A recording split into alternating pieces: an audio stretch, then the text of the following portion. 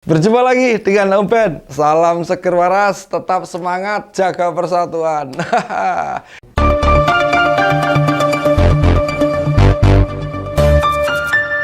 Kebersamaan itu indah, ya kan? Kebersamaan itu indah. Di kabinet sebaiknya Muldoko menyampaikan permintaan maaf kepada Pak SBY dan juga kepada Mas Ahaye, ya. Tak kira loh setelah Mas Ahaye jadi menteri, ribut-ribut antara Demokrat, kubu Ahaye dan kubu Pak Muldoko wes nggak akan diungkit-ungkit lagi. Soalnya apa? Kemarin di rapat kabinet, kedua orang yang pernah berseteru soal pengambil alihan Demokrat bersalaman dan saling melempar senyum.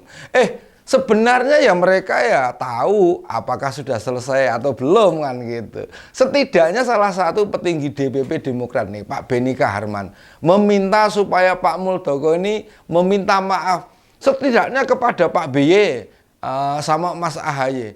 Wah ini Pak Benny ini cetek geni kalau orang Jawa bilang tuh, ngompor-ngompori loh, manas-manas ini. Wah bakal perseteruan keduanya ini, wah. Bagi yang lupa nih, sedikit tak ingatkan ya. Jauh sebelum musim pencalonan capres, Partai Demokrat ini digoyang. Mereka menggugat keabsahan kepengurusan Mas Ahaye. Padahal selama ini kita tahu loh, di sana tidak ada masalah apa-apa. Jelinya lagi, para penggoyang ini memanfaatkan pendiri dan elit Demokrat yang tidak masuk jajaran DPP. Orang macam Pak Max Sepakwa, Pak Marzuki Ali, almarhum NS siapa ya? Atau Joni Allen Marbun dan lain ikut di kongres luar biasa. Kejadian ini genah membuat kubu Ahaye mencak-mencak. Ahaye mengerahkan semua jajaran kepengurusannya untuk menyerahkan SK resmi ke kejaksaan di tingkat masing-masing. Yang DPD tingkat 1 ya mesti menyerahkan ke Kejaksaan Tinggi. Yang pengurus kabupaten kota menyerahkannya ke Kejaksaan Negeri. Nah, langkah ini buat mengantisipasi ada pengurus bentukan KLB Muldoko mengklaim mereka pengurus resminya. Di sisi lain ini, para kader Demokrat yang menyeberang atau mendukung KLB langsung dipecatin satu-satu. Pas muncul gonjang-ganjing ini, mantan ketua umum Demokrat saat itu belum keluar dari tahanan. Misalkan sudah keluar, wah prediksinya bakal bergabung. Bergabung kemana? Banyak pihak merasa aneh, kenapa tiba-tiba Pak Muldoko yang menjabat kepala kantor staf kepresidenan mau mengambil alih Demokrat. Padahal selama ini ya dia tidak pernah terlibat sekalipun berurusan dengan partai politik. Makanya ya kubu Ahaye kemudian mensinyalir ada kepentingan penguasa dalam upaya pengambil alihan Demokrat. Yo gampangannya ini loh, Pak Jokowi berada di belakang ini semua. Nah, tentu saja waktu dikonfirmasi wartawan, Pak Jokowi yo jelas menolak. Tambah aneh lagi, meski terlibat dalam goyang-menggoyang Demokrat, posisi Pak Muldoko aman loh hingga sekarang. Kepala negara itu belas tidak merasa malu. Ada anak buahnya gangguin partai politik. Makanya kemudian berkembang pikiran. Ini memang penugasan di bawah meja. Yang tujuannya untuk melemahkan kritik Demokrat ke pemerintah. Dan saat itu Demokrat memang berada di luar koalisi pendukung pemerintah. Malah berniat mau maju pilpres loh, mendukung Anies Baswedan sebagai capres. Kita tentu belum lupa rencana berpasangan Anies Ahaye makin santer dan banyak pihak meyakini Anies Ahaye segera dideklarasikan. Namun yang terjadi malah Anies berpasangan dengan Caimin. Setelah sebelum Amin dideklarasikan, ada pertemuan Jokowi dengan Pak Surya Paloh. Pun usai pilpres lagi-lagi kedua tokoh itu bertemu.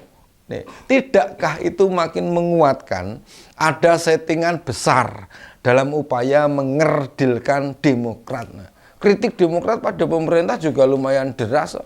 Mereka yang di luar musim pemilu banyak diam. Begitu masuk awal tahun 2023 ya, Demokrat kerap bersuara kritis ke pemerintah. Entahlah itu apa waktu itu telinga kepala negara jadi risih gitu.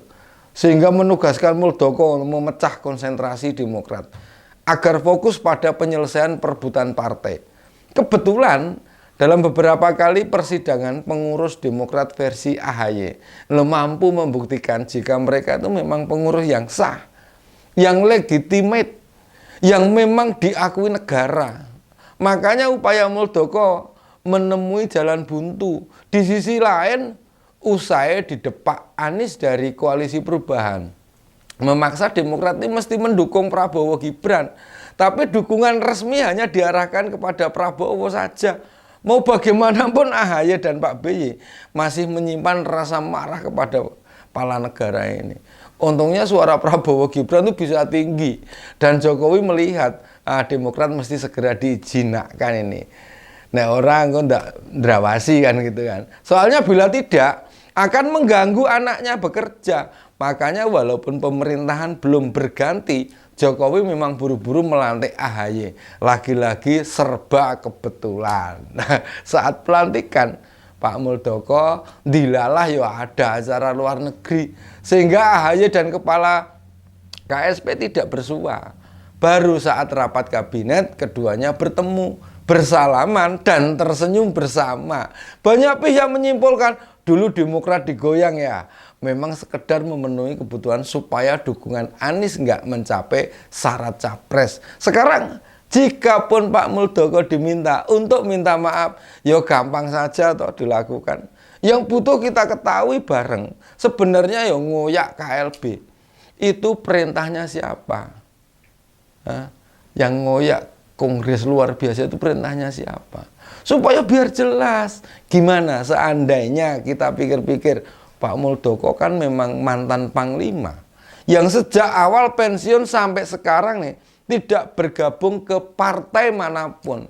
Yo hanya kepentingan kekuasaan lah membuat dirinya bergerak.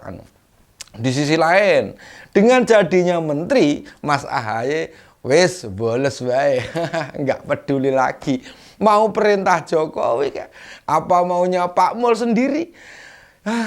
Penting sekarang jadi menteri. Hadiah jadi menteri sudah memuaskan dirinya. Bisa menunjuk atau membanggakan diri di kadernya. Dia termasuk orang yang berhasil. Mau bagaimanapun 9 tahun tanpa jabatan menteri. Banyak pihak memprediksi masa depan Demokrat makin buram. Seandainya dulu itu tetap diajak Anies di Koalisi Perubahan, oh sekarang ini bakal bertambah suram lagi. Makanya Demokrat sangat berterima kasih kepada Pak Jokowi. Meski dulu sempat diganggu-ganggu, yang penting sekarang jadi pejabat. Pun misalnya Pak Jokowi menyampaikan, sorry Mas AHY, dulu Pak Mul ganggu jenengan ya. Nah, itu karena saya perintah. Ya Mas AHY bakal mesem sembari bilang, enggak apa-apa Pak, hidup itu memang ujian. Yang penting sekarang saya sudah jadi menteri. Kan gitu. Apa ya sudah berlalu? Biarlah berlalu gitu. Yang sudah berlalu, biarlah berlalu. Dilantiknya AHY sebagai Menteri ATR Kepala BPN. Jadi modal penting buat tetap dapat kursi menteri dalam kabinet Prabowo yang akan datang. Demikian opini kali ini. Salam seger waras, tetap semangat dan jaga persatuan.